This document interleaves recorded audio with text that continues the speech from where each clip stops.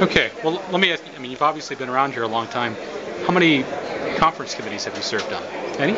Well, this will be the third operating budget conference committee that I've served on. Okay. I've served on one or two other conference. How long ago? Well, actually the last several conference committees on budget were in the Senate. In the Senate were ones that I had the opportunity to sit on. The biggest one probably was our tax reform package in House Bill 66. Okay. Several sessions ago. How do you go into this one, given the circumstances that well, this is the toughest one, I think, in anybody's memory, and so I think we need to go in very sober and very committed to finding the best possible solutions.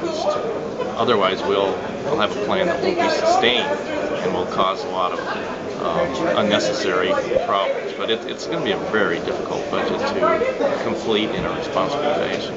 What do you do? I mean, the average person probably doesn't understand the process. When you're serving on this conference committee, what do your days look like? I mean, from here through the end of the month, are you just buried in this stuff? Yeah, there'll be a vast array of folks that have an interest in the budget that want to have conversations with members of the conference committee, and so there'll be a lot of meetings associated with that. And of course, we have to actually work on our differences, because that's the purpose of the conference committee, and that's the primary purpose. So it will be a lot of homework, and a lot of things, frankly, in the conference committee on the budget don't get as much public debate and input as there ought to be.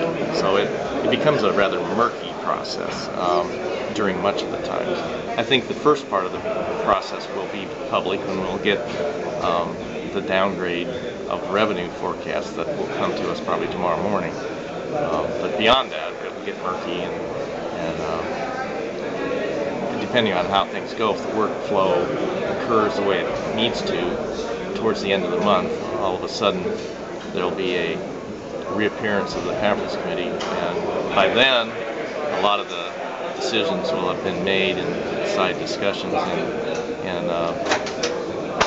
it won't just be the conference committee that makes these decisions. So these will involve the governor and his team, and they will involve both the House and the Senate leadership teams as well.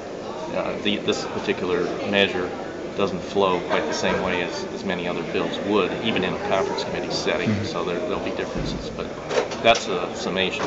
Do you think that you guys can get this done before the end of the month? It's possible. It will be very difficult, but it is possible. The risks that have increased are what I made a reference to today on the floor session. The current budget crisis hasn't been resolved, and so that makes this process much more high risk for getting resolved, I think. And there's, frankly, this is really the first real operating budget under this administration. The last one was really the previous administration's, even though they introduced it. They tweaked it and made some changes, but it was not really their proposal as much as this one is. So that introduces some more risk too, because it's somewhat new participants. How much do you expect to have to cut out of the budget? I mean, do you have any idea? I mean, I'm hearing numbers like $4 billion. I mean, we'll see what we get tomorrow, but I would personally peg it at $2 billion lower than the estimates that the House and Senate version were based on. And so that's a lot of money. Yeah. And it'll probably be, something like $800 million less next year than was expected, and then $1.2 billion. But that's just my guess, and it's not a pure guess. I did some calculating and projecting to arrive at that.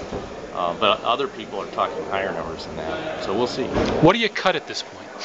I mean, everybody makes it sound like we're getting down to bare bones. Yeah, well, there's nothing you want to cut, but the big chunks of the budget, 85% of the budget is made up of about a half a dozen things. And there are things like you can't cut debt service. That's not huge, but it's 5% of the budget, roughly. You have the two big education chunks, the primary and secondary education aid and the higher education aid. Neither of those have been reduced. so far. And then you have Medicaid, which is a huge program that is 2/3 federal money. So if you cut the state part, you lose 2/3 of the federal money. But that's a huge part of the budget. It has not been subject to reduction either. Those are the big chunks. Then there's prisons. There's 2 prison systems, one for youth and one for adults. Those are both under, I believe, court consent decrees. So I don't think you could cut them legally if you wanted to. And frankly, from what I hear, things are stretched so tenuously in those prison systems that you start worrying about overcrowding causing real serious problems. So I don't think there's anything you can do there either. But that's the bulk of the budget. What's left is like 15% of the budget. Some of that's been deeply cut already. Mental health programs would be an example of something that's been cut a lot.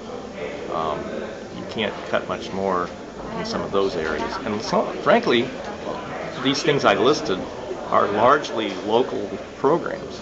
Schools are operated at the local level, and most of the healthcare delivery is done by community-based organizations. It's not the state that actually delivers the service, we're just funding it. So when we look at cutting, we're really cutting local programs, and that makes it even more difficult.